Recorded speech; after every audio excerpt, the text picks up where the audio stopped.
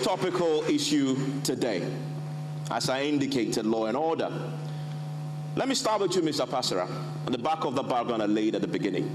You said 2 days ago that you would deploy helicopters to chase armed robbers.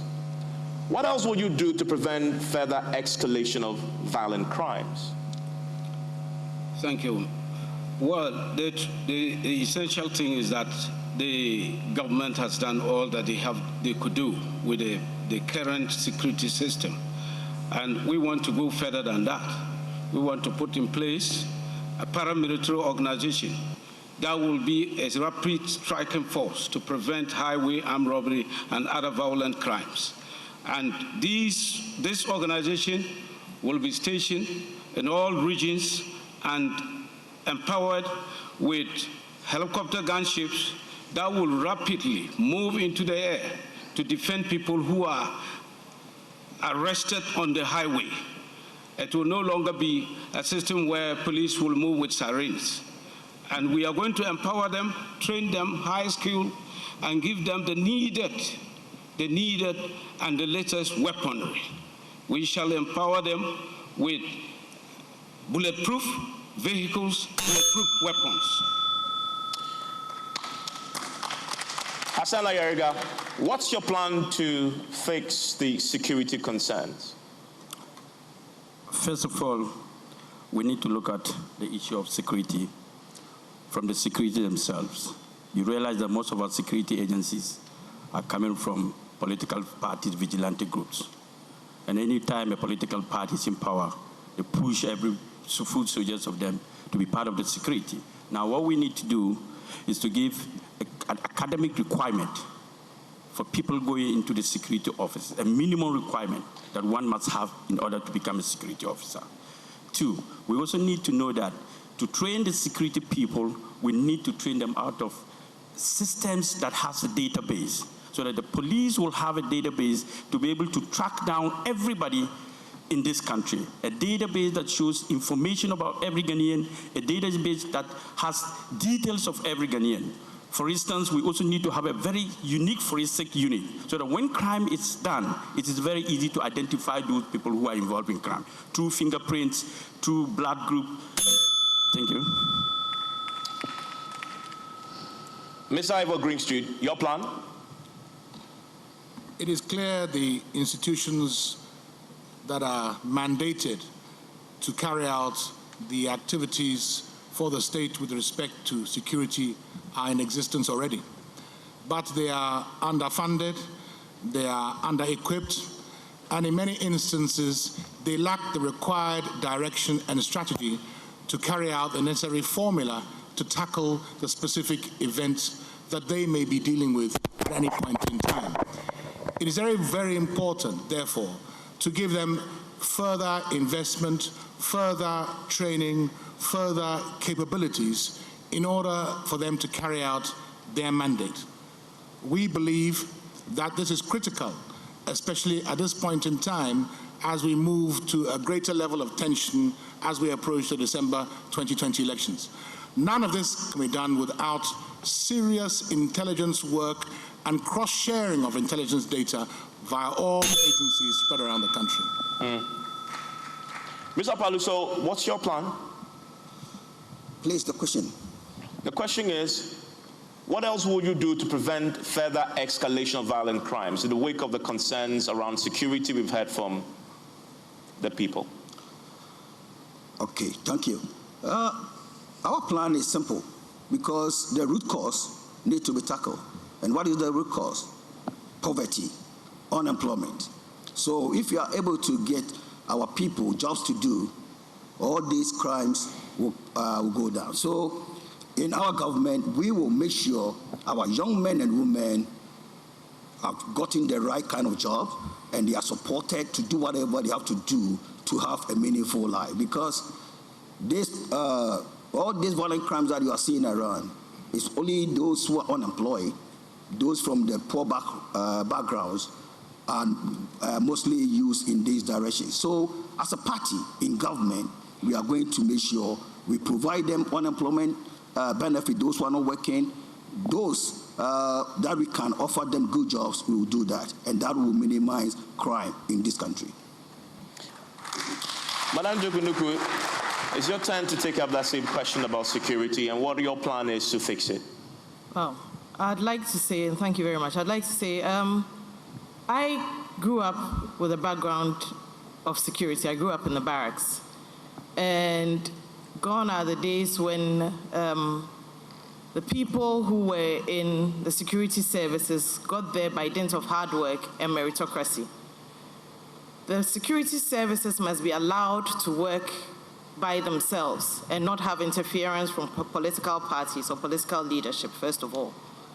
That will ensure that when they have to effect their authority, they will be respected and they will be able to put the fear of God, if you like, in people who are seen as criminals. Now, the law that you spoke about must be enforced. Passing a law without enforcement does not ensure that the crimes are stopped. And therefore, to enforce the law, you need the security services to be fully equipped enough to be able to apprehend some of these criminals and enforce the law. This is a follow-up, so 30 seconds to respond to this. Mr. Pasara, you say you set up a paramilitary group and equip them to deal with the crime situation. Mr. Greaves, I put that to you.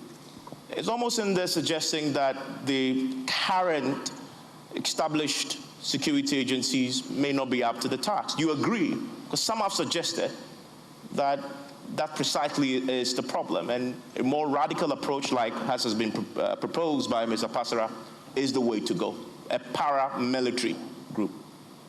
No, I don't agree, but my disagreement perhaps is not based on sufficient information on the nature of this paramilitary group my honorable brother is proposing. I believe in a similar way to all the laws we have in our country, which we failed to implement, we have the existing agencies which need to be cleansed, redirected, retrained, and allowed to carry out their mandate, rather than having another layer of activity which also may fail, depending on how it is created and how it is controlled. But I would like him to perhaps give us more information as to how that paramilitary organization may operate, and then perhaps he may be able to convince me. Thank you. Mr. Pasara, 30 seconds on that. He disagrees. He thinks it's not the way to go. Well, what I'm proposing here is going to have the opportunity of salvaging people who are normally arrested on the high street and they cannot get anybody coming. They will call the police, but the police cannot get there at the time that they should be freed. And when you have these people stationed in every region, the helicopter is high up, and whoever is stopping them on the way will know that there is trouble, and they will leave them. And I think that that is the best way to respond to it. Otherwise, we will ever be in that same. Hassan Ega, yes. I want to disagree a bit, but I think that the best thing to do is to make sure we deploy a lot of policemen at the highways and have stations at the highways, at least every 10, 15 kilometers. If we look at highway patrol teams, we are lacking highway patrol teams. And beside that too, we are lacking police day and night patrol.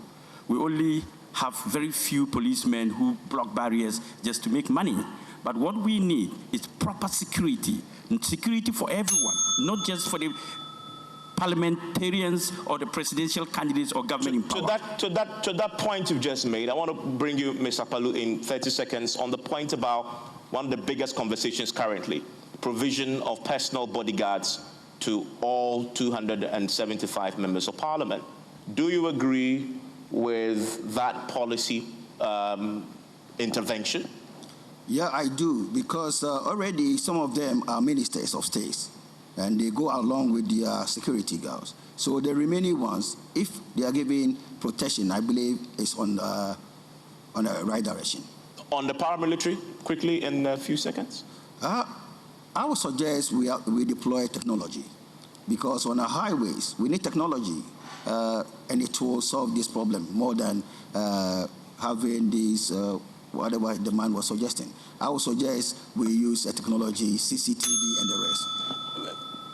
Yes.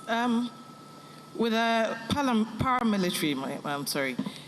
Yes, it may work, but the best thing is to make sure the institutions that exist now are given the power to work by themselves. That is the problem now. They should be given the leeway to take their own decisions and to work without interference from other people. Then they can enforce their own laws. They can work according to the law rather than be influenced, as we've seen in cases like election violence and stuff like that. When there are cases like that, what becomes of the reports that we get? The state institutions are not being allowed to work because there's a lot of interference, and this is where we should allow these institutions the leeway to work and enforce their own laws. Gentlemen, thank you very much. Gentlemen and lady, thank you very much. We are moving on now to economic recovery. And just before we do that, I want to remind the audience about our code of conduct. We are all expected to remain silent during the debate, and you are specifically discouraged from applause and jeer. But before we go on to economic recovery, 30 seconds, Mr. Ayaraga, you mentioned that our agencies need to be looked at because they are full of foot soldiers. You also mentioned the issues about academic requirement. Already that is in place. What for you will be the minimum academic requirement? Quickly, that's just 10 seconds. Or just first degree. Because you see, you cannot be an intelligent officer when you do not have intelligence. First degree. Thank you. So we move on to economic recovery. And in building a post-COVID economy, starting with you, Hassan Ayaraga, Mr. Akpalu, your LPG party has promised to achieve, 12.5% growth when voted into power. The NDC and MPP have been silent on setting growth targets.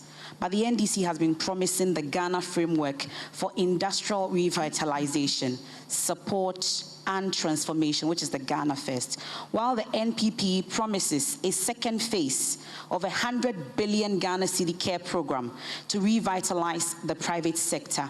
Question is, what one major alternative do you propose against the two plans of the NDC and NPP? Production. In this country, we believe that everything that we consume is coming from outside. We spend $1.2 billion in the importation of rice alone, $800 million in the importation of tomatoes, $700 million in the importation of fish. We spend billions of dollars just to import food to consume. And the NDC and the MPP are still telling us that they are going to do A, B, and C. They are the same political parties spending all these monies, and they are talking about unemployment, unemployment, unemployment.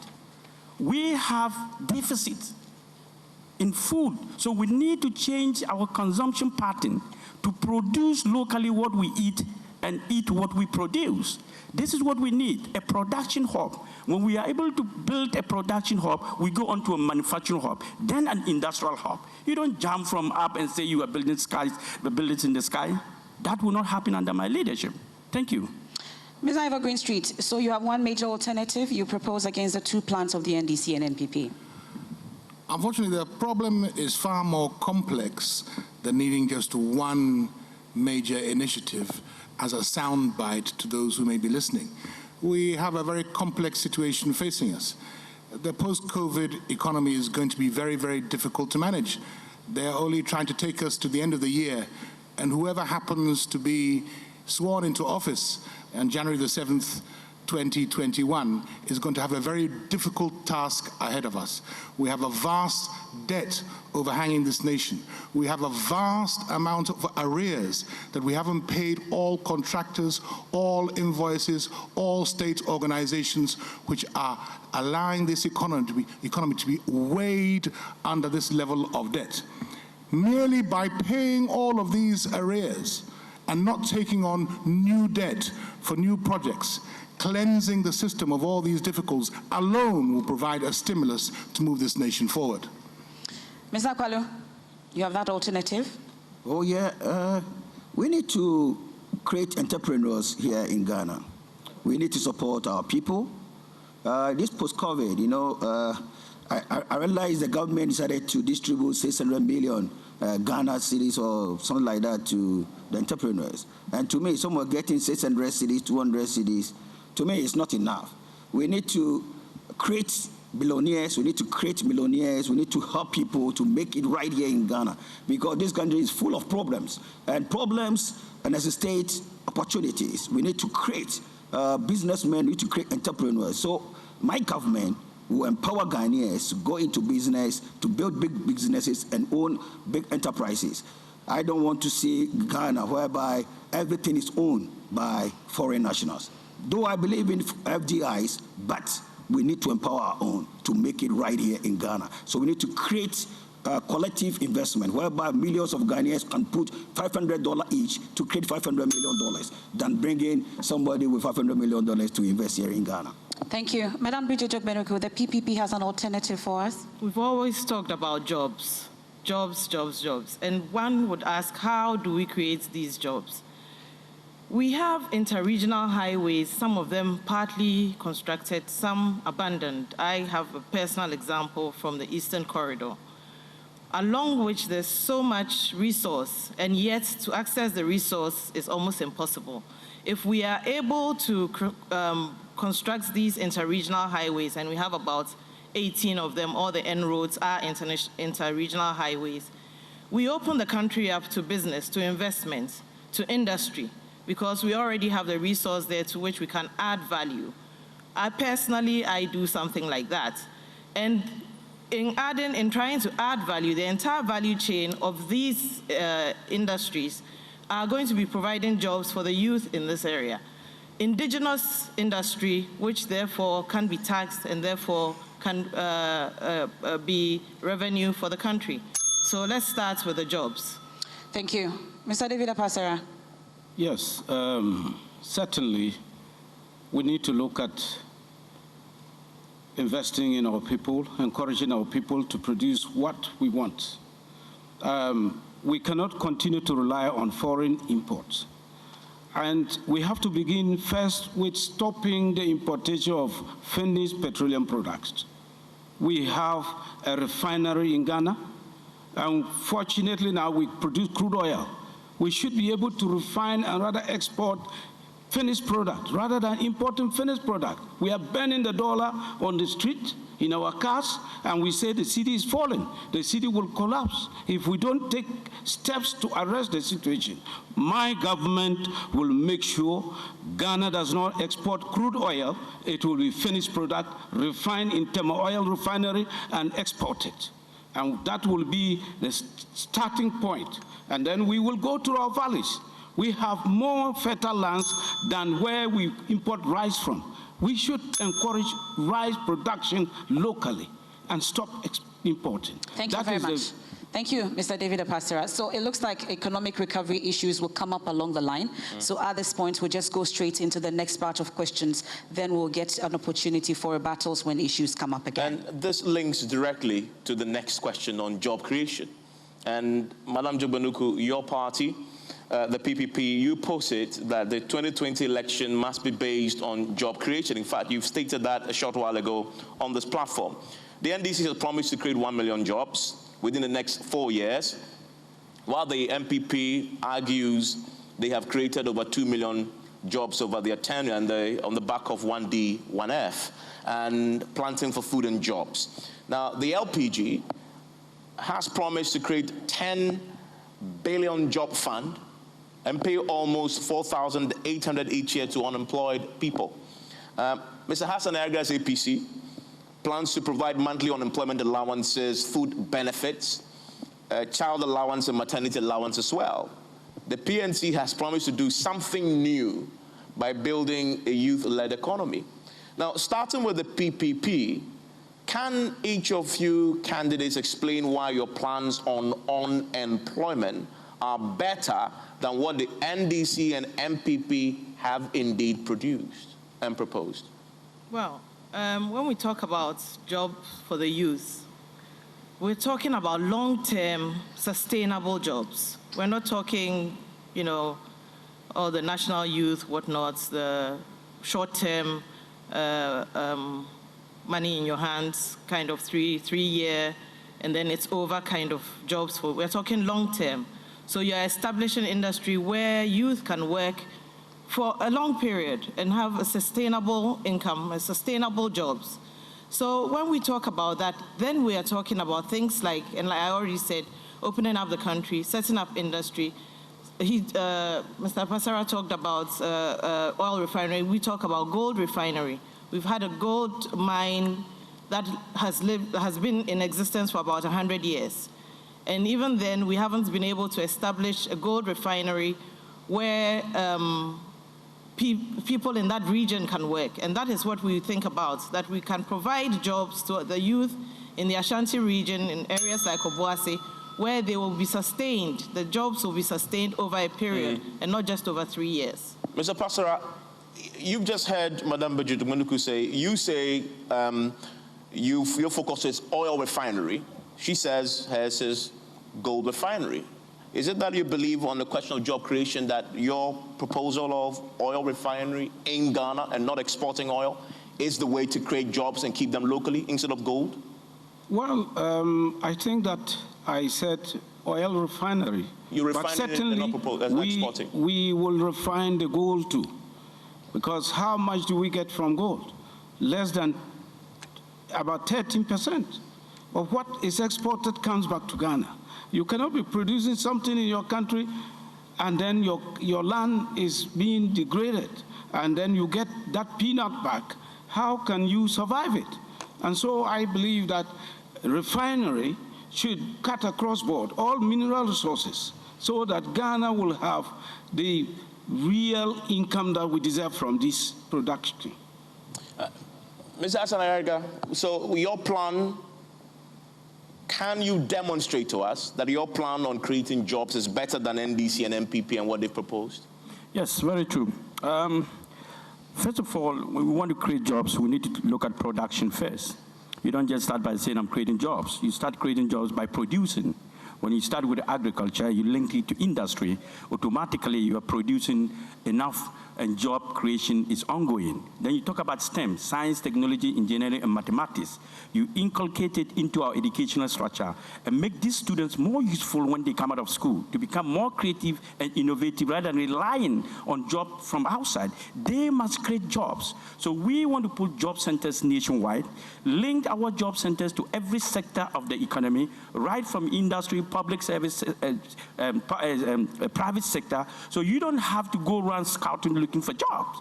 You go to the job centers, you have access to vacancies of jobs throughout the country, and immediately you key in your data and system into the system, and you get jobs. So job creation must start from production, manufacturing, and industrialization. Okay. Mr. Greenstreet, you agree? You have a different alternative? Well, first of all, you have to understand that you don't just wake up one day and decide you're creating jobs here and then creating jobs there. You have to have an overarching national development plan that has been subjected to rigorous analysis, rigorous assessment, and then you make a detailed decision based on areas where you believe there's comparative advantage and the greatest likelihood of creating the jobs based on the skills that you feel your people have.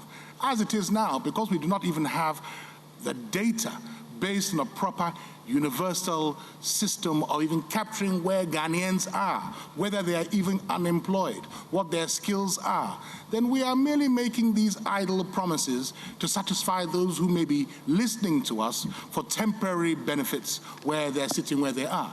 We have to be more rigorous in our identification of the steps that we are going to take as a nation which will lead to those types of job creations in so many different areas, whether it is in refineries, whether it is in housing, whether it's in construction, whether it's in agriculture. Yeah, Mr. Palu, your proposal was to create a 10 billion job fund.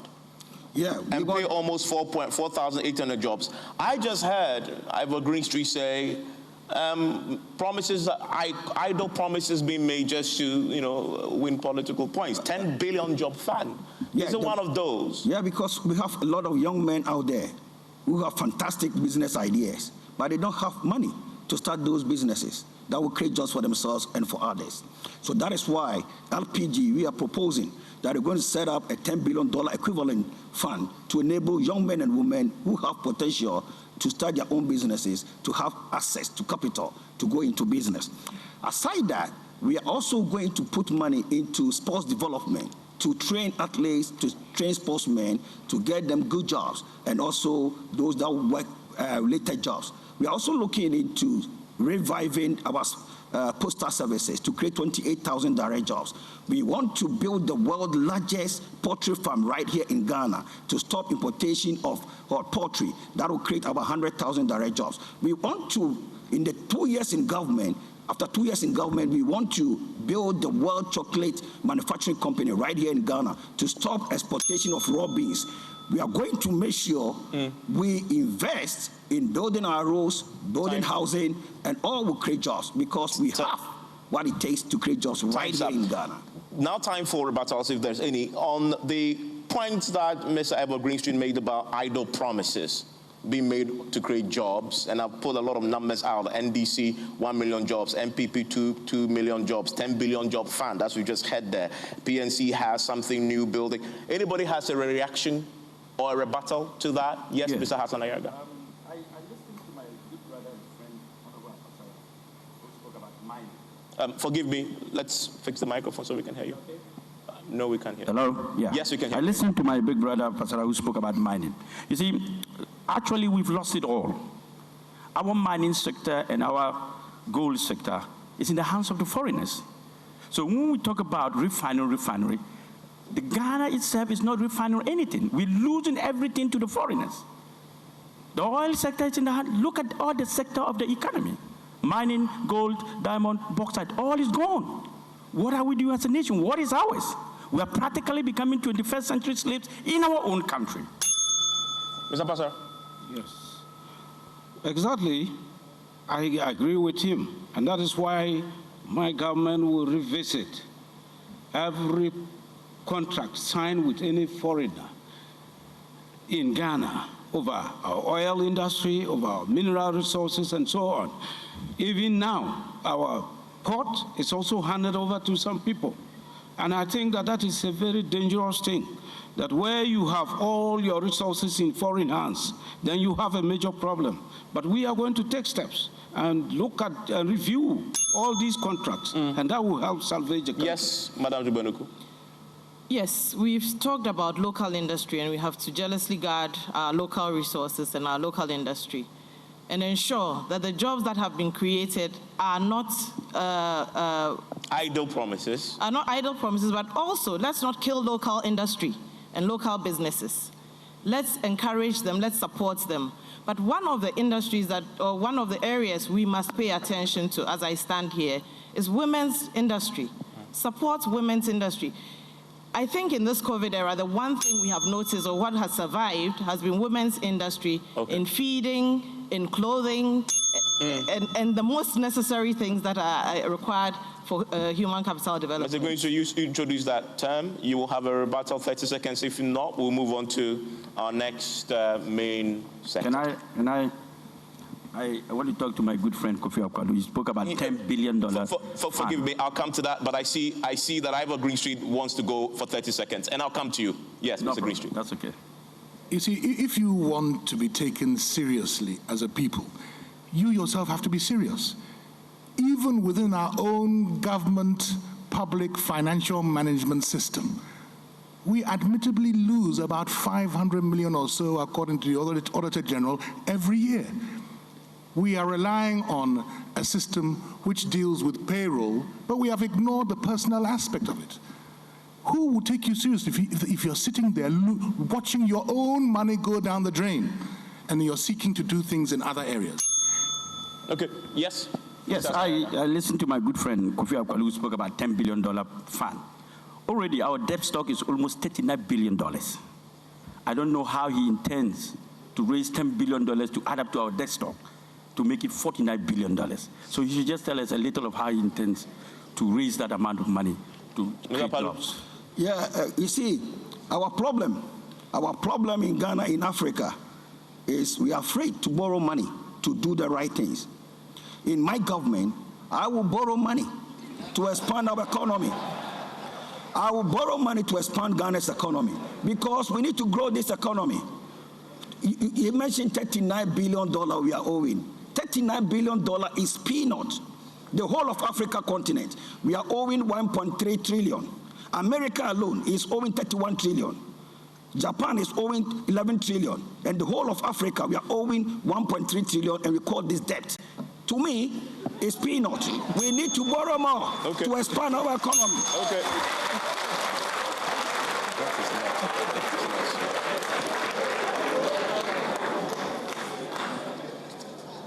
Want to take the debt? So on that note, on the issue of debt, we'll get into the next batch of questions then at this point. But Mr. Ivor Greenstreet, you've described their promises on job creation as idle. But those listening to us would want to hear your alternative, what you would do to create jobs. We are yet to hear that from you. 30 seconds. There are numerous potential areas for job creation. Number one, in the area of agriculture, we would be giving a fair and guaranteed market price to our farmers for their produce. Once, with a rigorous analysis, we make a determination of the amounts of the various crops they were producing.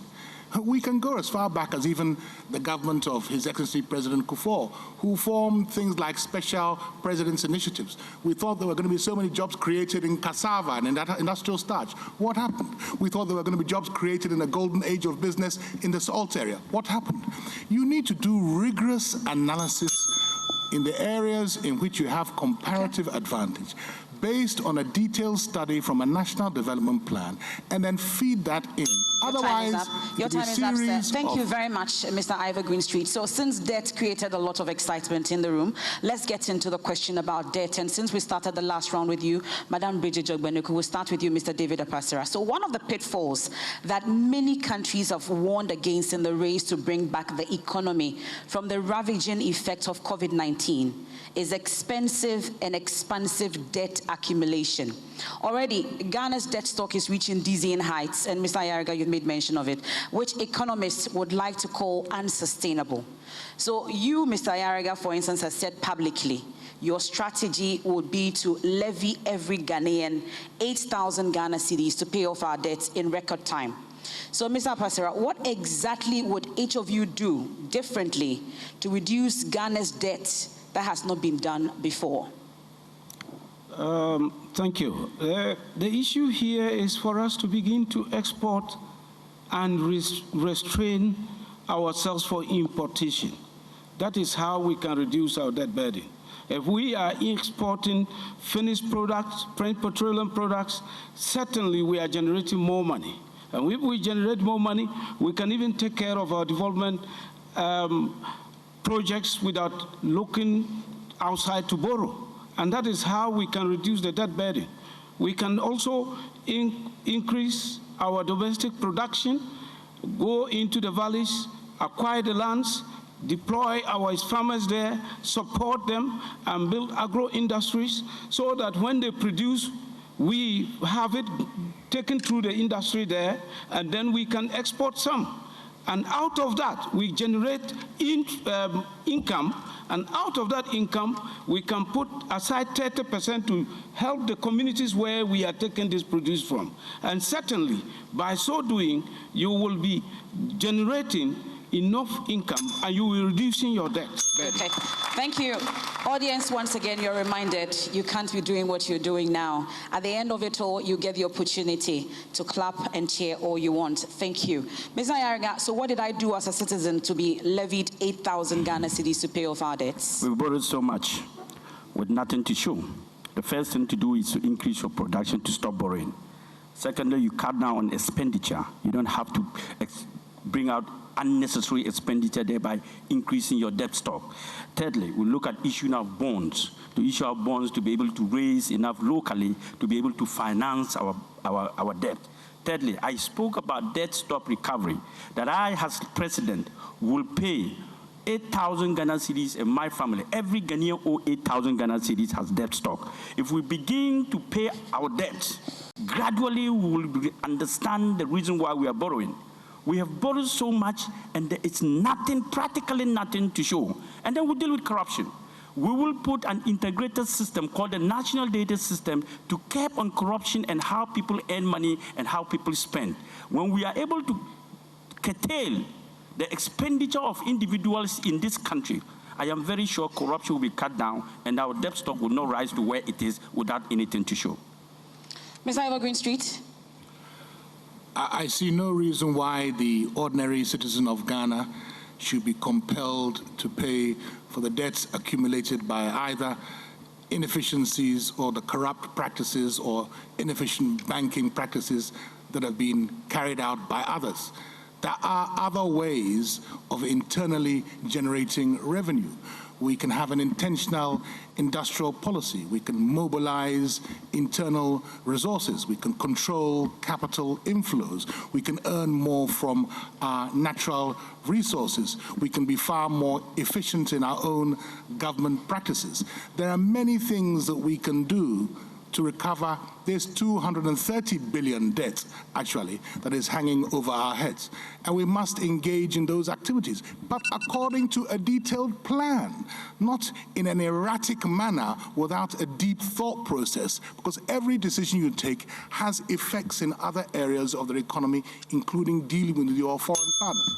So you have mentioned that you will borrow more, Mr. Kofi Akpaloo. So you have a strategy on us paying these debts. What's your strategy?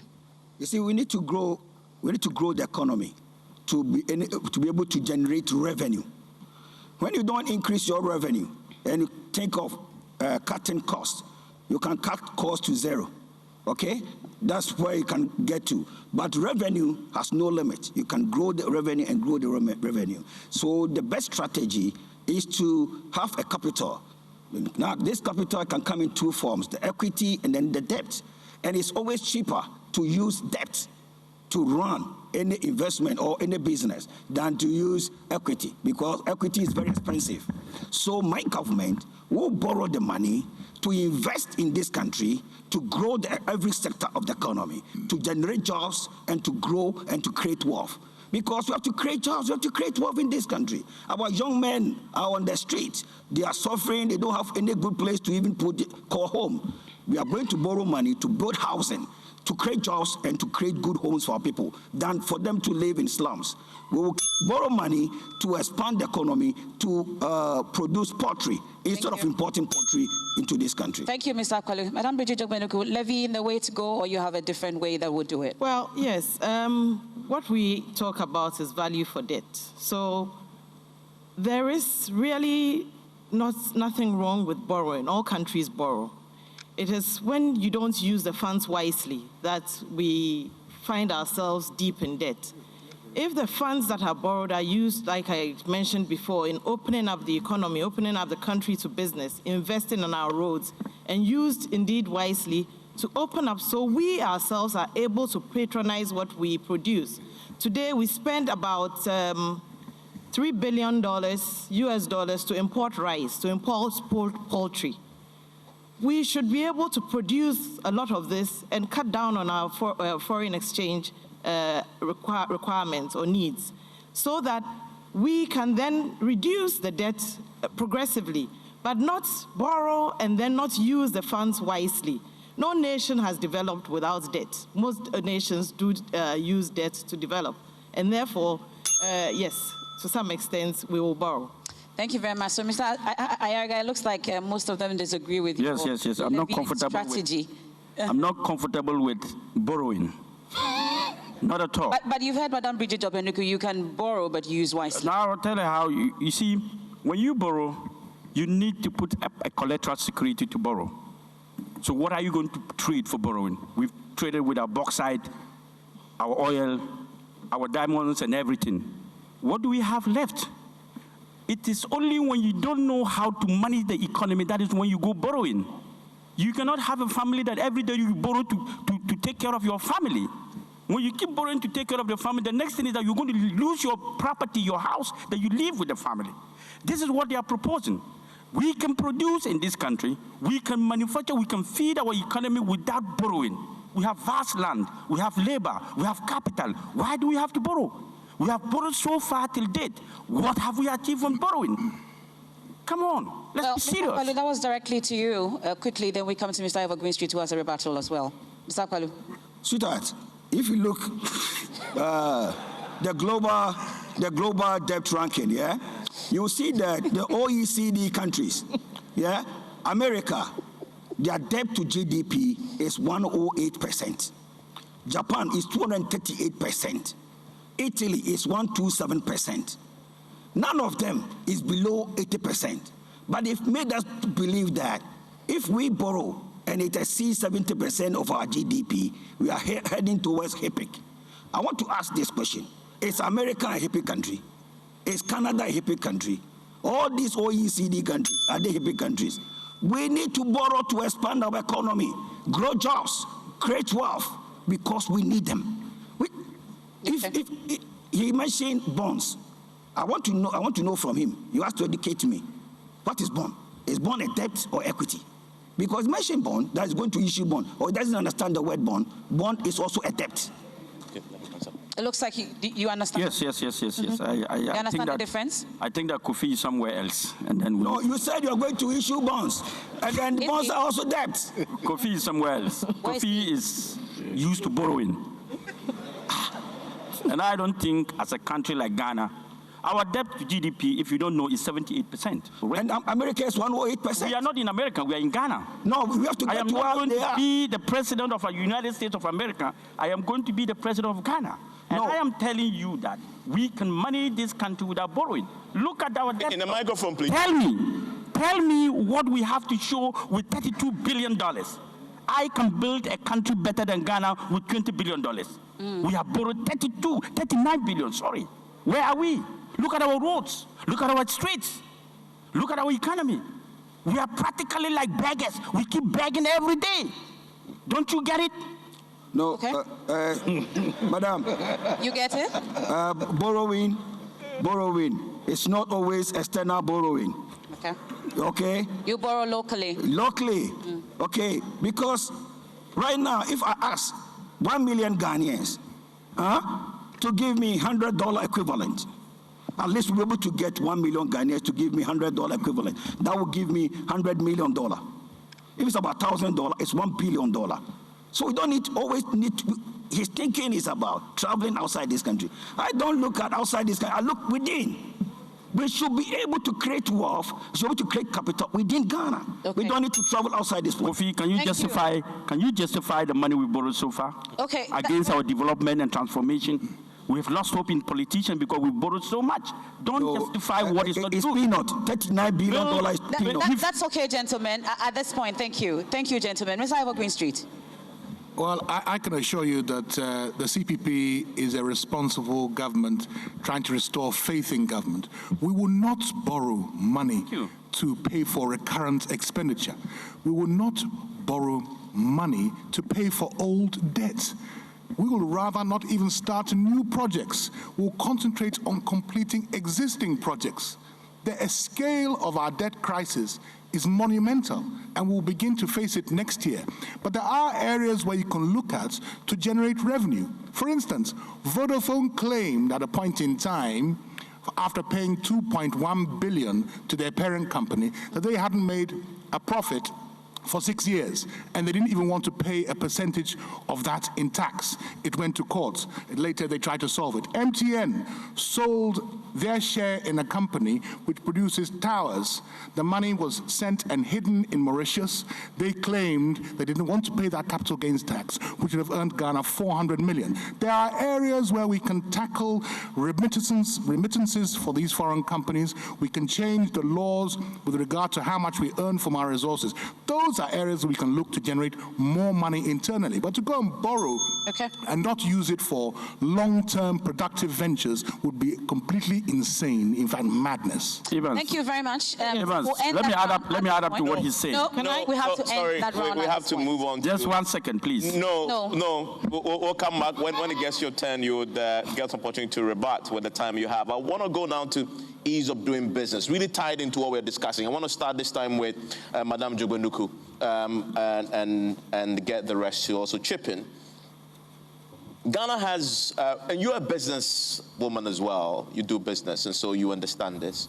Ghana has ranked poorly since 2016 on World Bank's Ease of Doing Business Index, with 2020 rank being 118th out of 190 economies.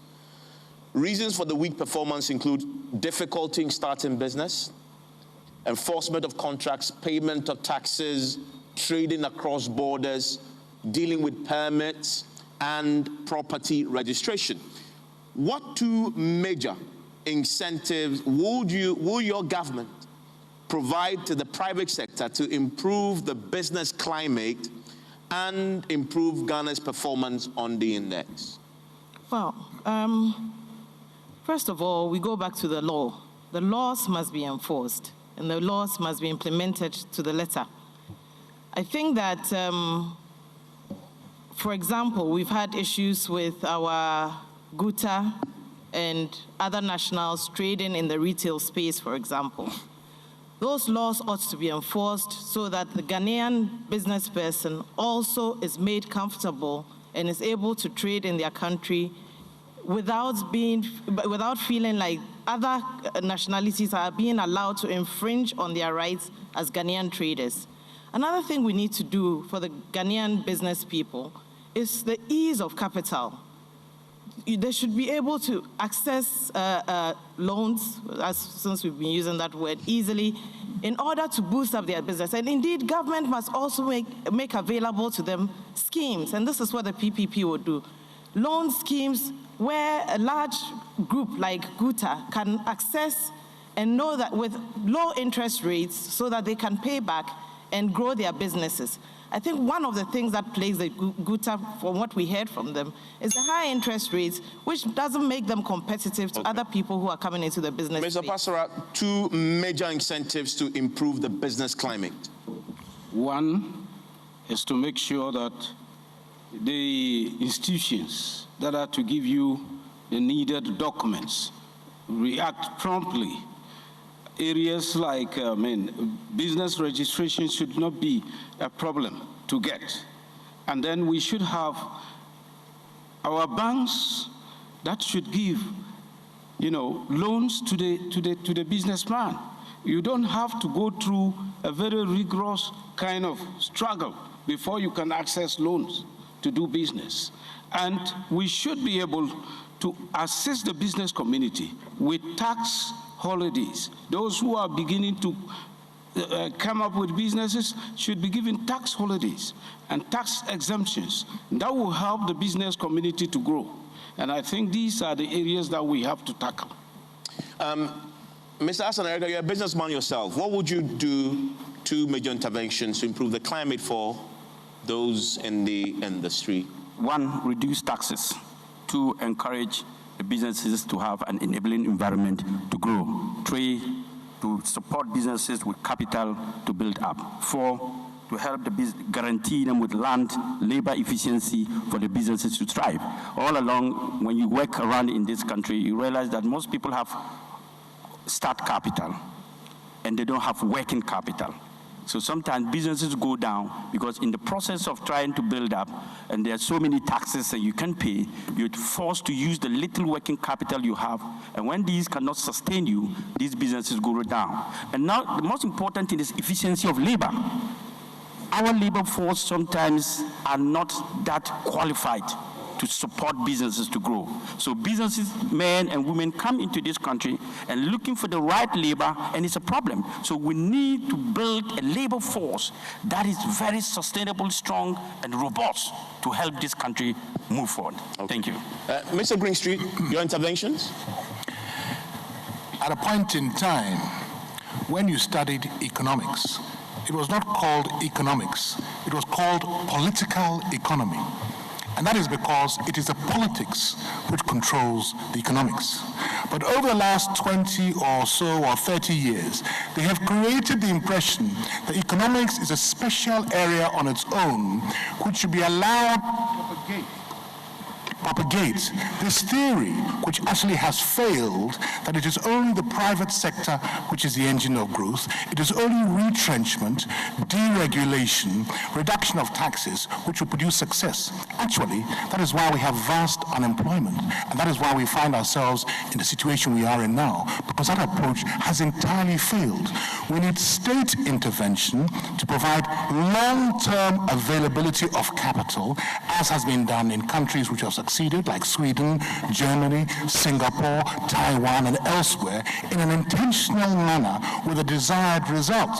We also have to go further. Thank you. Mr. Palu. Yeah, we are going to support businesses to grow. So to do that, we must make sure those who issue permits and licenses does that on time to avoid any unnecessary delays. So we have to reduce all the times of acquiring licenses and permits. We are also going to build a credit economy whereby we make sure we have everybody identified with unique identification number, and then also proper address system that will link the two together to reduce the standard deviation, because interest rate here in Ghana is so high. We need to bring it down to at least a single digit. And to do that, it will help small businesses and middle level businesses to grow and to access capital. And also, this processing fee and administration fee, when somebody goes for a loan from a bank, we have to relegate that to the bottom, because it's not helping in this country. This is the only country where you borrow money and then you have to take some money from you upfront, which is wrong. Thank you. One of the key challenges to the ease of doing business in Ghana has been identified also as corruption, and we'll move to corruption now. And on that front, Mr. Akpalu of the LPG, you've suggested that the NPP and NDC parties have created a system of governance and administration where power is frequently misused for personal gain, and where ordinary citizens have difficulty getting work done in government offices without having to pay bribes. So, Mr. Ayariga, your manifesto has also said you will crush out the bad corruption nuts in our society by building a nation of enduring spirits to resist the temptation of corruption. I'll start this round with you, Mr. Ivor Greenstreet. What is it about corruption that makes it attractive to those who engage in it, and what realistic strategies would you adopt to halt corruption in Ghana's business environment? Well, I think it should be quite obvious what makes it attractive to people who would wish to engage in it is that they can make large amounts of money without having to do any work at our expense. And of course, most of this normally takes place at the intersection between public procurement, either for goods or even for the corruption of recruitment of wrong types of personnel.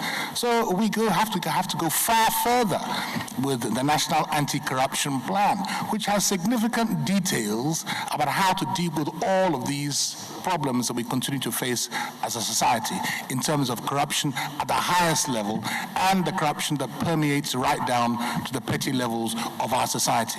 And so I don't think the battle is ever won, but I think we have to re-intensify the efforts of the state agencies, and we would be looking at how to further utilize the supply commission and procurement methods to try and tackle the problem at its root cause. Mr. Akpalu, so you mentioned that they do business without having to pay bribes in government offices. As a businessman, you've had the opportunity to pay bribes, and what is it about it that makes it attractive, and the strategies in place?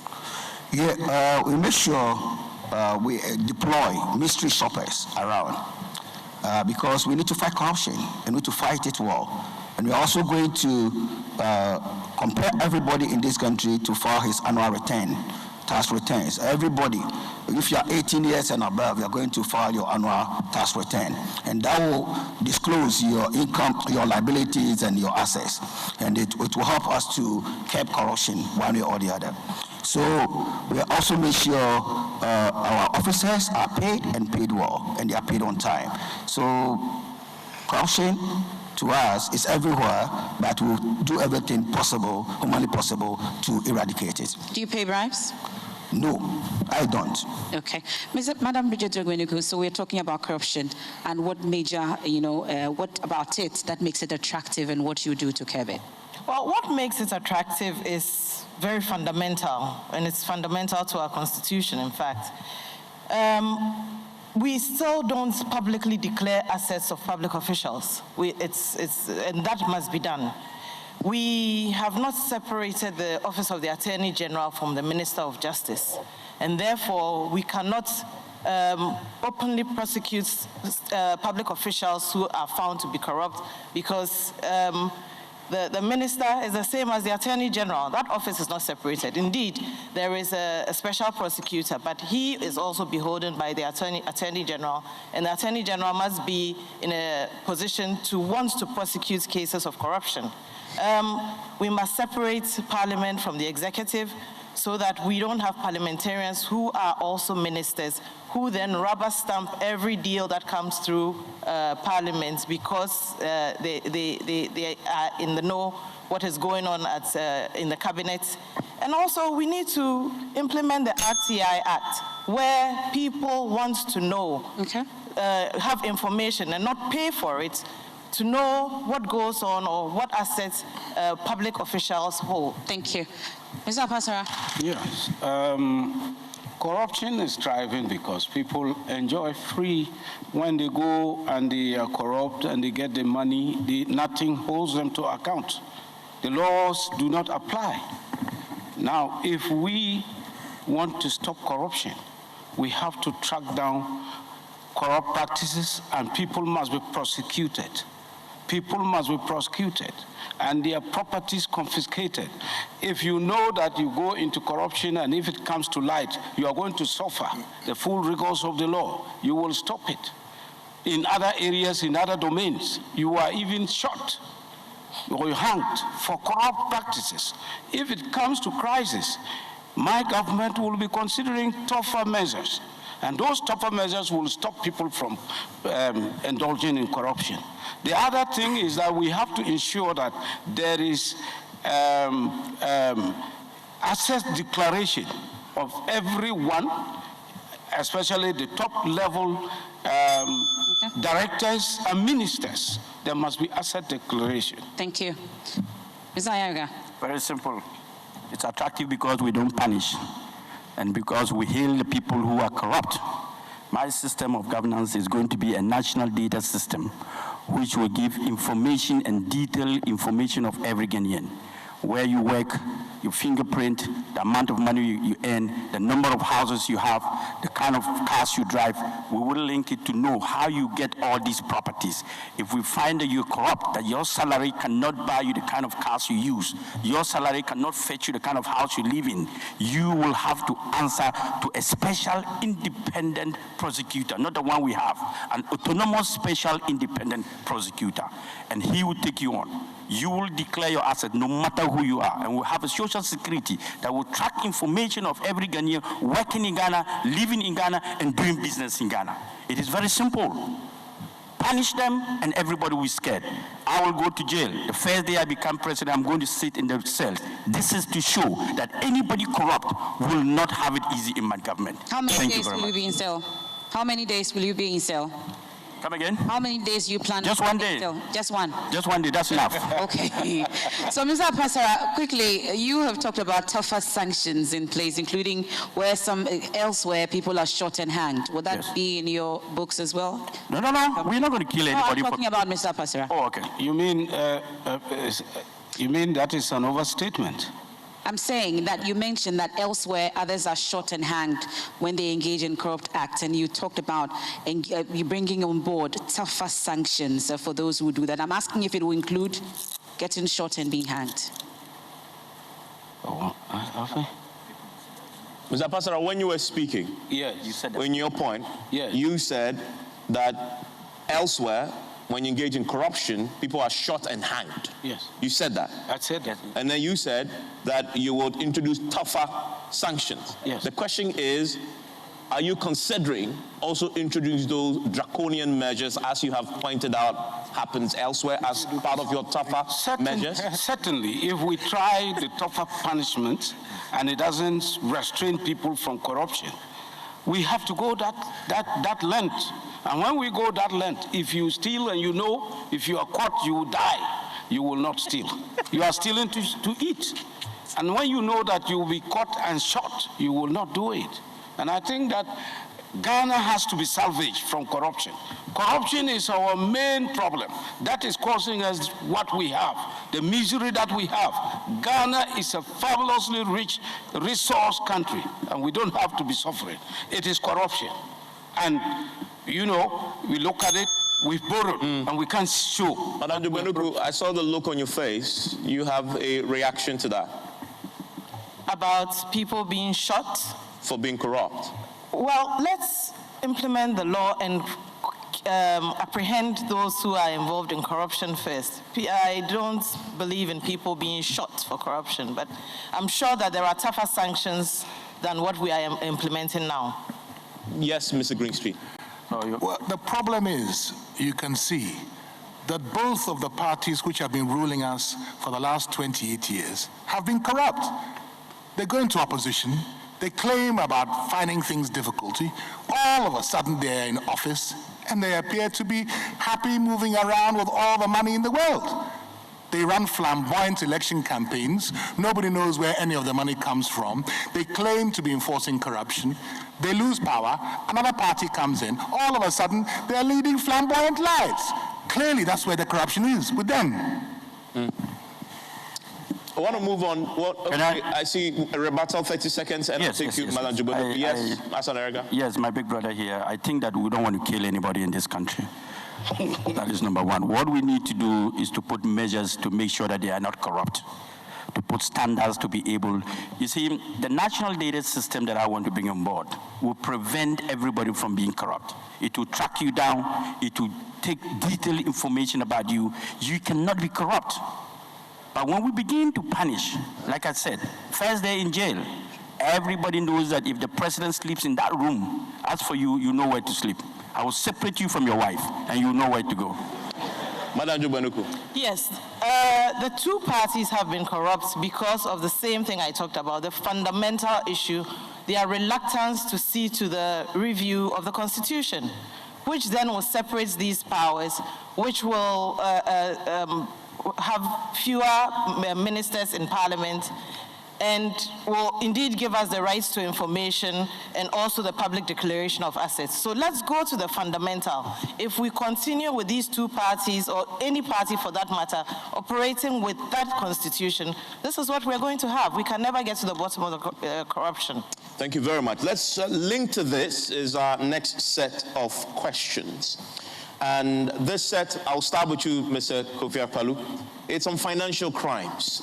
Now, there have been widespread reports very recently about illicit financial flows, with Ghana being blacklisted on the EU radar, while a diplomatic row we know is currently brewing over Ghana's embassy in Belgium over alleged similar transactions. It's going to be investigated, we understand. Economic data indicates that Ghana loses over $3 billion to illicit financial flows from trade with developed countries.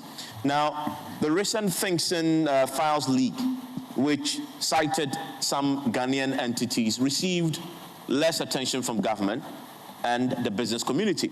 What will you do in your first 100 days to delist Ghana from the infamous list? To delist Ghana from such list, then it means you don't want to do well with this country, because they will blacklist you when they see you are doing well. They will blacklist you when they see your country is doing well. So please, to my understanding, everybody everywhere in the world, or every country in the world, there's corruption going on. America, UK, Ireland, everywhere. But because we are in the developing country, so they easily associate us with this kind of corruption tag. So my government we'll make sure we empower Ghanaians to make it and make it right here. Just for clarity, you leave Ghana on the blacklist of the European Union? I don't think, because we need to have evidence of all these things that they're talking about. Okay, thank you very much. Madam Jugbanuku, how would you delist us? I think that the government must show commitment to these issues of the illicit trade and corruption. I think you mentioned in your intro that nothing has been said, or not much has been said about these issues that came up 2 days ago. And if we are not addressing it, or we are not trying to get to the bottom of it, then it does mean that they must be complicit in the issues that are coming up about money laundering and corruption and, well, all these illicit trade. So governments must show commitment. They must address the issue almost immediately. They must show that they are indeed clean and not involved in these issues, and speak up to it publicly and to the European Union, engage the European Union to show how clean they are to this effect. Mr. Passera, we were put on that European blacklist on the 1st of October. If you win in your first 100 days, what's your strategy to get us off? My strategy is to look at the security services that are supposed to check these crimes. Money laundering goes through the airport. They don't go through the sea. They go through the airport here. And we have to make sure that is checked. If it goes through the embassy, the ambassador and whoever has sent it there, the government acts promptly. The prompt action of the government will gain back the confidence that other governments have to accord to Ghana. And so I think that it is just the issue of who is in the seat, and that is why PNC is coming. We are going to make zero tolerance for these kind of crimes, and that will bring back the image of Ghana. Mr. Hassan Ayariga. First of all, I will engage them, negotiate to know what were the terms that were actually blacklisted. And if I'm able to find out the terms, I'll deal with that terms accordingly. Secondly, we need to restore hope and confidence in with our foreign partners. Most likely, it's about money laundering. So we will make sure we stop money laundering in this country. People should begin to use their Visa cards, MasterCards, and all cards for transactions in Ghana and outside Ghana. No more cash transaction. We will make sure that we have a cashless economy where people begin to do trade with their MasterCards and transfer of resources right from where they purchase their goods to the destination which the goods are coming from. It is very important for us to know that it's easy to blacklist Ghana because people bring in money here and pass through the money and take it out of this country. And it's been on and on. It's not the first time. It's not because somebody hates Africans. It's because we ourselves are not serious. We're not really serious. We're not doing what is right. We want to do wrong things and be applauded. And we must stop doing that. Mr. Greenstreet? Well, these are legal matters. Each case of different countries which have been blacklisted will be dealt with according to the specific circumstances. But the problem is with these countries is that they are actually the ones who encourage most of these practices. You remember some time ago, the senior minister passed through Dubai and they were praising Ghana for having exported $7 billion worth of gold through Dubai, only for him to get back to Ghana and realize that on our books, there was only $2.3 billion which had gone through our books. Therefore, $5 billion worth of gold, of which 80% of that money is supposed to be repatriated to Ghana, had disappeared. We had 145 companies investigated by CID. Up to now, nothing ever happened about it. But all that gold goes where? To the country which has the 4 largest gold refineries in the world, Switzerland, to produce gold and engage in their activities. They have double standards, but we will look at the terms of why we've been blacklisted and determine whether it's in our interest to comply with them. We move on to natural resource now. Because there's been a lot of talk about our gold and crude oil, so let's talk about our natural resource management. And Mr. Pasera, we'll start this round with you. While mining directly employs a significant number of people, mineral revenues, on the other hand, are directly deposited in the consolidated fund, whose use is often arbitrary. So the NPP government has attempted to maximize the value of mineral royalties through the EJAPA agreement, which has attracted widespread controversy. Now, do you agree with the NPP on this trajectory?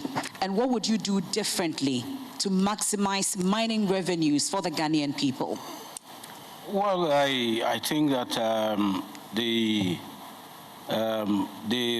position the government is taking, maybe the difficulty is that people are not properly educated on it. If there is proper education, investment with what we get from our mineral resources is very necessary if we have to get a very good value for it. And so I will look at it, and then we will go into the details of such a negotiation and see if it is the right thing to do. Then Ghanaians will know, and then we'll go ahead with it. Thank you. So, Ms. Ayarga, you agree with the NPP trajectory, especially with the EJAPA agreement or the EJAPA way, and what would you do differently to maximize mining revenues for the Ghanaian people? First of all, taking the mining royalties from the mining sector to EJAPA was wrong, because EJAPA is going to do the same thing the mining royalties are doing. So why do you assign a same company, different people to do the same work, when the same company can do that work? So what we need to do is, first of all, make sure we give mining licenses to local Ghanaians. That is the indigenous. We will not give concession to foreigners anymore. No foreigner will mine in Ghana under my leadership. I will regulate mining and make sure that the youth of this country get mining licenses to engage, whether small scale or large scale. We'll support them with all equipment to mine, so that the royalties in this country stays here. We can make good use of here. We don't have to borrow. We don't have to trade it to borrow money. It's just like we are borrowing to pay workers. That is not the right thing to do. We need to begin to understand that our resources, mineral, natural resources, is for us, and we must begin to manage it well to be able to sustain Ghana and grow our economy. Thank you. Mr. Greenstreet. Well, there are risks and rewards in every financial transaction, particularly one in which you seek to monetize resources well into the future. The problem with this particular transaction is that the scope of it seems to be far wider and unclear to all of those who have attempted to fully examine the contract as a whole. It also seems to deal with vast areas of mining licenses and gold areas which as at yet have not even been fully identified. And in many respects, from our perspective, it is like putting the cart before the horse. Here we have, under the NPP government, between 2000 to 2008, with the introduction of stability provisions, which were rushed through Parliament, Newmont were able to have, through these stability provisions, only pay 1.7% royalties on gold. Then under the NDC, with respect to goldfields, the same thing was achieved between 2004 to 2008 against advice from a committee which was established against those provisions, 1.7% against stability provisions. Rather, we should be concentrating on how much we can earn from our gold now and then determine whether that should be sold into the future. Thank you. Mr. Akpalu. Our problem in Africa has to do with capital formation. We always rely on foreign direct investment. That is why we are only depending on royalties and the rest. But if we have been able to form our own local capital, whereby we do collective investment, we'll be able to own and control our natural resources.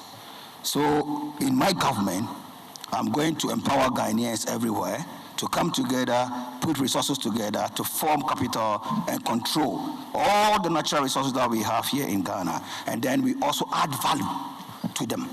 because we don't want a situation where we'll be sending oil, we'll be sending diamond, bauxite, raw state from these shores. No, we need to add value to create jobs and to create wealth for all Ghanaians. So my government will make sure Ghanaians control Ghana resources. Thank you. Madam Jogbenuku, you agree with the NPP trajectory, and what would you do differently to maximize mining revenues for the Ghanaian people? We believe that the Japa royalties deal the royalties have been undervalued, and we will be able to maximize the value of our royalties, not by going the Japa way. And frankly, sometimes we look at investments and only look at the cash value, but we need to look at it in the value of investment.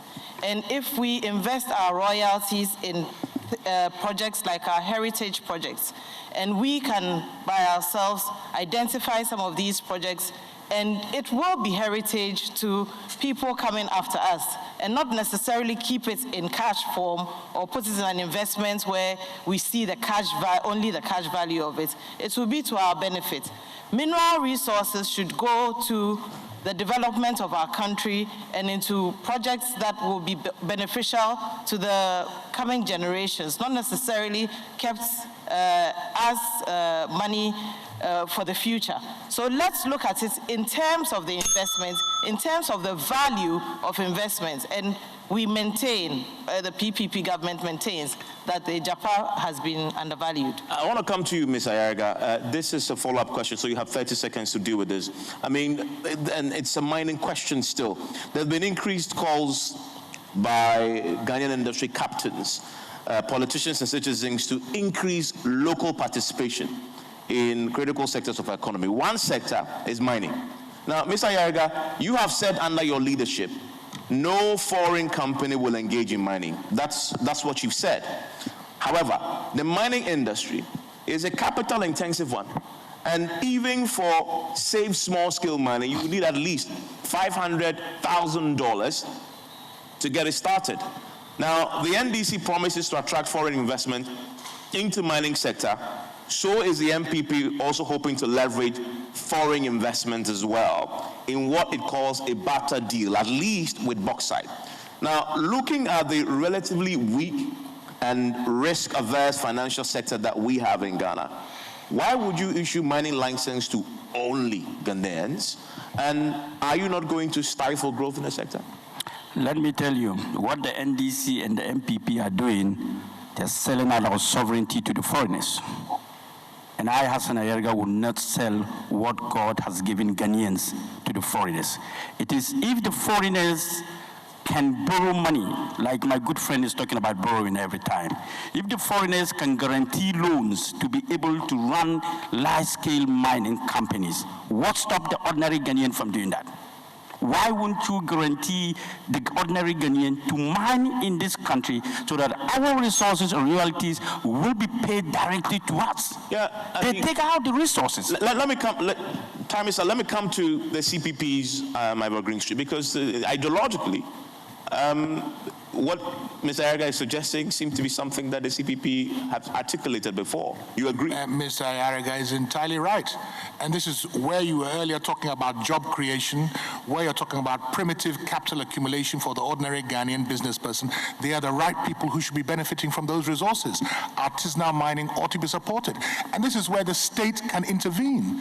If these equipments are expensive, the state can intervene by providing them with assistance, long-term loans, help to protect the environment, help for training, help with the chemicals to develop those industries and earn those gold, because then we will be creating multi-millionaires in Ghana who will be Ghanaians, not Chinese and not foreigners. And that is what we have to do to protect this nation, protect the people of this nation, and take us forward. Mr. Farouk, no foreign company will engage in mining in Ghana. You agree with that view? Oh, no, I don't agree with that. But we need to support our own. You see, like my problem with our continent is that we are not able to create capital, and that's what we need to look at. My suggestion is about collective investment. If you can get, let's say, 1 million people coming together to invest $100, it's $100 million. So if you ask yourself, how much did these guys, Newmont or whatever, brought to Ghana to invest? You see that it's about 200 million or so. So that 200 million, we should be able to encourage Ghanaians everywhere to come together, put resources together, to raise more of that, to invest. So even if when you don't have that, sorry, your time is up. Just one second. No, sorry. The strict time limit on the rebuttal. A substantive question to you. I see you're smiling, Mr. Yarega, but this is a substantive question. So you have 1 minute. To answer that question, and it's related because it's energy. So you have promised to reduce tariffs for electricity consumption for what you call the more you consume, the less you pay system for industries and businesses. However, one key challenge the NPP and NDC have struggled to deal with is revenue generation. But besides, high consumption does not necessarily translate toward high productivity. How would you link productivity with high power consumption and at the same time solve the energy issue that we have? First of all, let's talk about solving the energy issue. We're going to bring the mixed energy generation. First of all, we look at wind and the coastal areas to generate using turbines, to wind wheel to generate free electricity. Then we'll look at the sun. Then we'll use solar system to generate power using solar system. Then we use turbine, that's the dams that we're creating, and then we create energy through dams. Now, what I mentioned there about the more you consume, the less you pay. You see, factories and companies, they consume a lot of energy. And if we give them that kind of tariffs, that they consume more and pay less, they will be able to pay adequately for the production we make. In this country, the reason why we're losing so much with energy is because of illegal connections. Generation is a problem. That is number one. Collection is another problem. And the collection is the major problem because a lot of energy go waste. We don't get to collect energy, and that is why the energy sector is suffering. People are not paying. Thank you. Very few people are paying for the electricity. Mr. Greenstreet, how would you link productivity with high power consumption at the same time solve the legacy issue of low revenue in the energy sector? Well, clearly the energy sector debts, particularly with respect to Electricity Corporation, is of great source of worry to the Convention People's Party.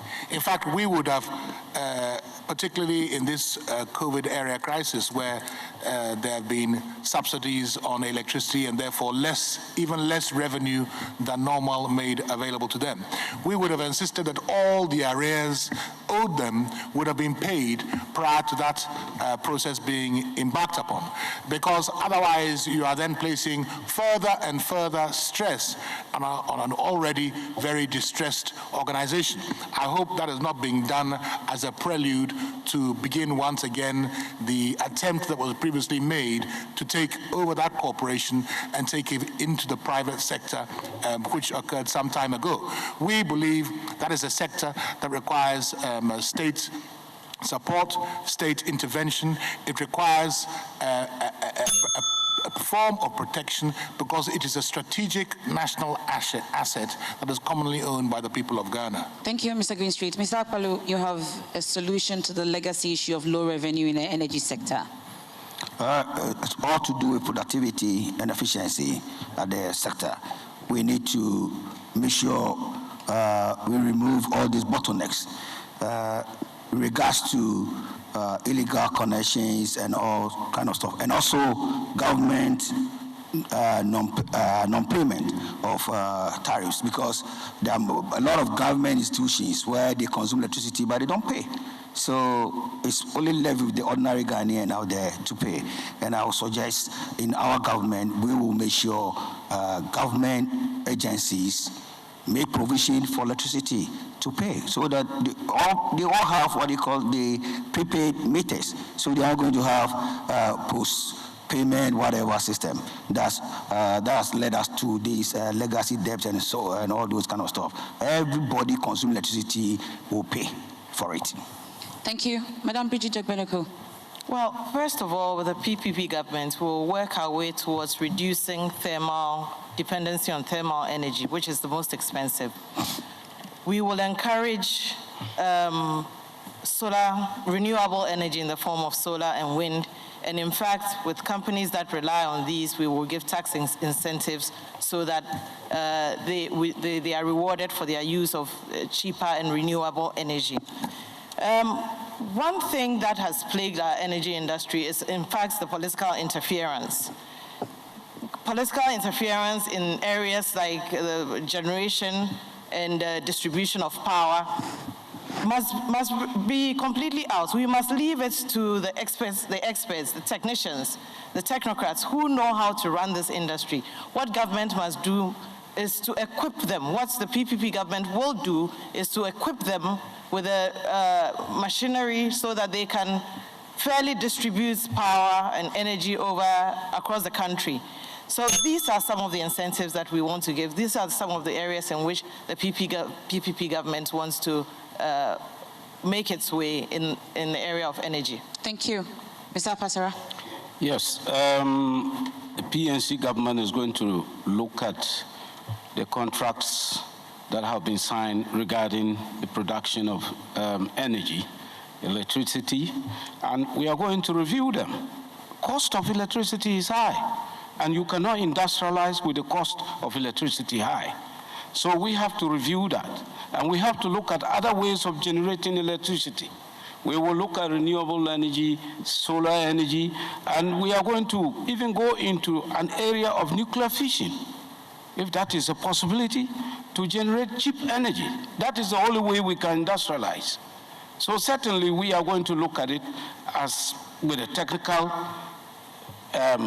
people put in place to look at these things. The already signed contracts that we have used to produce electricity. How is it beneficial to Ghana? And some of these things we have to review them so that the cost of electricity will come down. Okay, I see Madam Jogbenugu's who's hand up. Furthermore, government must pay its debt. Government owes the energy industry a great deal of money, and they must be responsible and pay. And that will also help in cutting down the cost of energy in this country. And Mr. Ayerga? Yes, it's very easy to generate energy value for money for our energy sector. We have over 20 million homes in this country, 3 million offices, more than 3 million public offices and private offices. If we're going to put a flat rate for each home, let's say 100 Ghana cedis for each household, we are looking at 200 million Ghana cedis every month for our energy. This can solve the problem. We don't generate even up to 50 million Ghana cedis in a month. So why don't we put a flat rate, 100 Ghana cedis for households, 100 Ghana cedis for offices, 100 Ghana cedis for businesses, and then everybody is willing to pay. Thank you. Thank you very much. We move to the next substantive question, and I'll start with you, Mr. Ivor Greenstreet. The flooding has once again arrived. With it, consequent poor sanitation conditions and destruction it leaves behind, and is competing with Ghana's quest to be the cleanest city in Africa. Yet we have created at least 7 bureaucracies, including the Sanitation Ministry, which draws huge financial resources, as we know, from the state while pretending to solve the problem. What will be your grand strategy to correct our problem of flooding and poor sanitation? I thought you were going to ask me whether the journey towards Accra being Africa's cleanest city has been achieved or not. But perhaps maybe the answer is so obvious you didn't want to ask me that question. But certainly, as you state, with a number of agencies which have overseen this area, not just in this last government, in fact, not just since the beginning of the 4th Republican Constitution, but prior, we would have expected by now to have achieved far greater evidence of a solution to the problem. Yet every year, we have the same announcement that governments are even preparing for the floods. Yet the floods still come and cause the same havoc. I believe that further investment over a shorter period of time is required to actually create the solution that they are all aware we need. documentation, plans, and the strategy required for the sector in terms of where the water flows from out of Accra, how it comes in, the damage it causes, has already been done. Okay. The important thing is how to implement those things which have been decided. Mr. Palu, so what's your plan to solve our flooding and poor sanitation problem? Regards to sanitation, we'll make sure all waste from our homes are collected every morning and dumped in our dumping site. We'll make sure people pay for it to be collected from their homes. We'll make sure we have sanitation inspectors all over the country going around inspecting people, compounds, and neighborhoods to find out those who are throwing whatever. So we'll punish people, and then we'll also make sure we pay people to do the work and do it on time. Madam Bridget Bonuku, big challenge with flooding and poor sanitation. What's your big plan? Well, the states will plan or replan the infrastructure. I think that housing and housing for low-income people in areas where which are flood-prone must be redesigned and we looked at. Leadership will play a key role.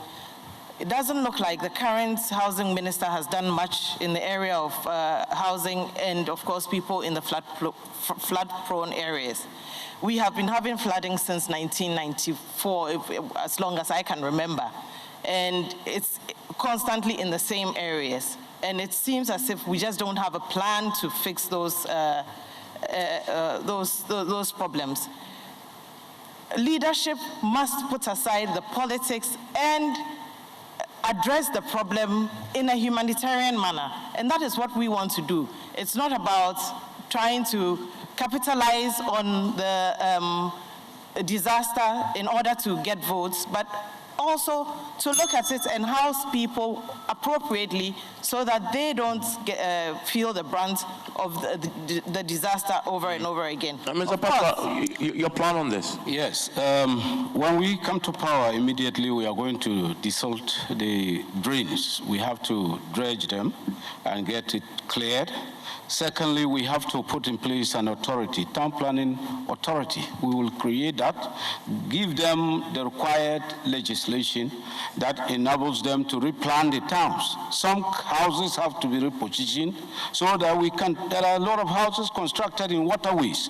That is what is causing the flooding. And then we would have to look at the possibility of having to bring back hygiene and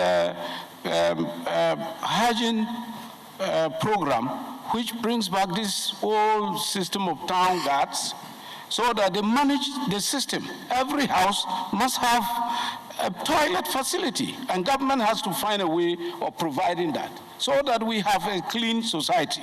It will be impossible to have a country like Ghana being looked at as a country that is not clean. I think that is a very bad attack on us. Mr. Ayaga. Evans, first of all, we look at education on waste collection and disposal right from the schools. We need to educate our kids on how to throw waste and how to collect waste.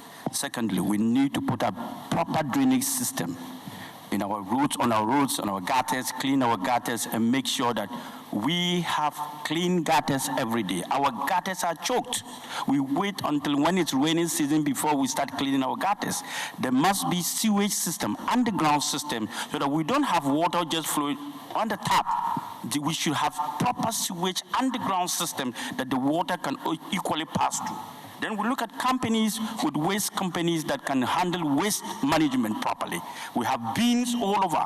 People should stop littering around. Then we put a fine on bottled water and sachet water. When you buy water, the bottled water becomes a fund. You pay for, you return it and get money for the bottle. So when we do that, you will realize that we will control this system by not allowing people to throw this bottled water that gets our gutters choked. Okay? Sorry.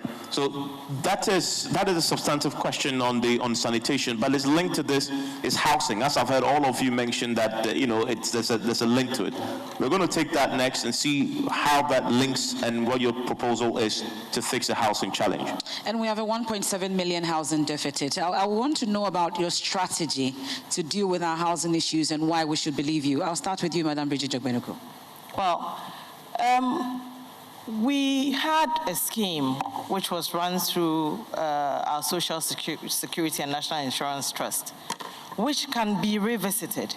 We do have, you said, a 1.7 million housing deficit. We have started projects that have not been finished. We must go back and finish, we will go back and finish those projects and ensure that those projects and those houses, what they call low-cost housing, actually goes down to the low-cost people who need it. What has happened is, again, when these things have come up, there's political interference. People who know people then go and purchase these houses and then go back and rent it to the people who need it. That's making the price no longer low-cost, but indeed high. We must finish the projects like that at Saglemi, for example, complete it, and ensure that a scheme like the Social Security gives those who are contributing to it a mortgage in order for them to be able to afford housing for themselves and their families at low cost. Thank you. Mr. Pasera, I would want to hear your strategy, but tell me why I should believe you. Our strategy is going to be finding land, at least in areas where we can construct low housing units, and these will be assigned to workers so that they pay, and by the time they are retiring, they can own those houses. We are also going to look at building high-rise flats where you can have workers. In fact, if you go to the ministry, certain times after 3 o'clock, you don't see anybody. Everybody is rushing out of town.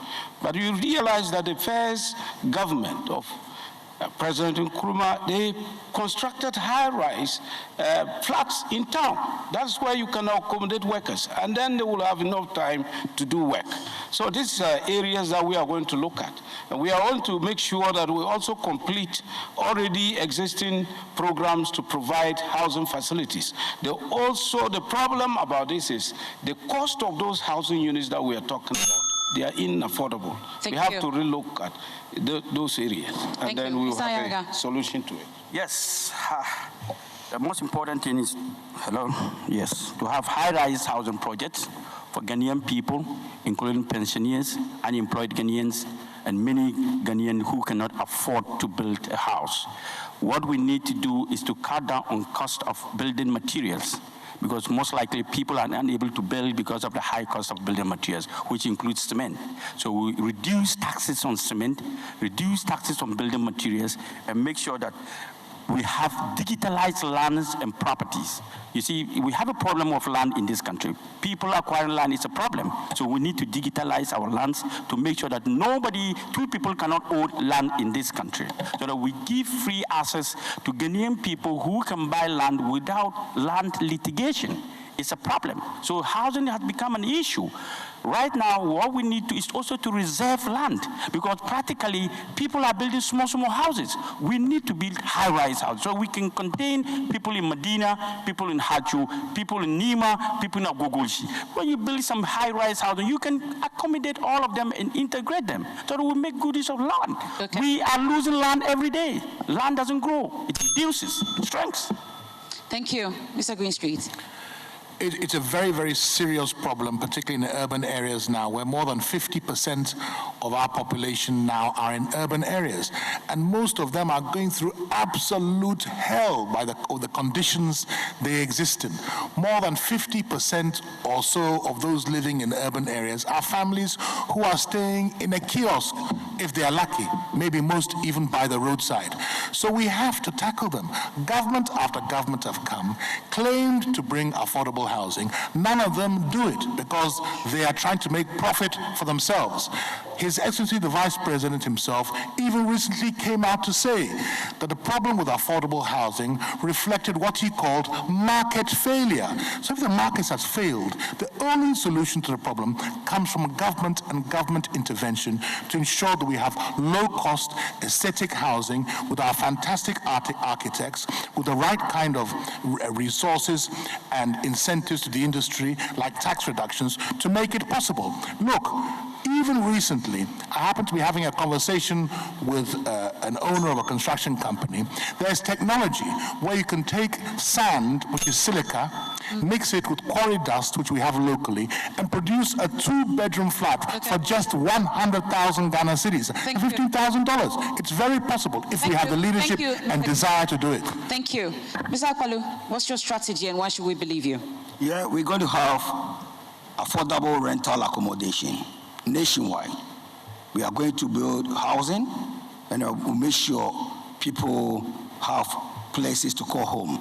We want to eradicate these slums around us. We don't want to see our people, our Ghanaians, our citizens, sleeping in front of shops, in the markets, and the rest. So we are going to build affordable rental accommodation, whereby you have a single room for your toilet and bath. You just rent it, you pay your monthly rent. You don't need to pay any long-term advance whatsoever. And then also going to build projects whereby our farmers, especially the cocoa farmers, can buy a house and then we give them 25 years to pay.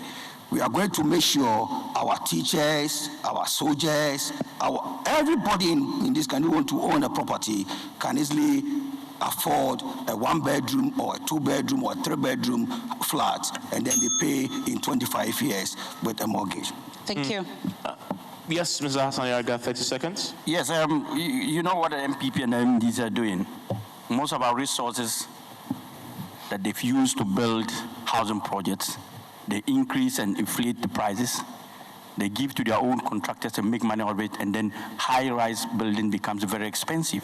Now, if you look around, you see that NDC abandons MPP housing project, MPP abandons NDC housing project. Who is losing? The state is losing resources. And they claim they are the managers of our economy. How can you manage an economy when you cannot build a house? A simple house you cannot build. And you want us to take you serious. How can we take you serious? So Ghanaians should know that they are only mismanaging our resources and not managing our resources. Mr. Greenstone, you have 30 seconds. Well, and you made a very important point earlier about job creation. This is one area where we can create vast amounts of employment because we have the resources here, whether it is the clay, whether it is the right type of architects, whether it's the right type of technology.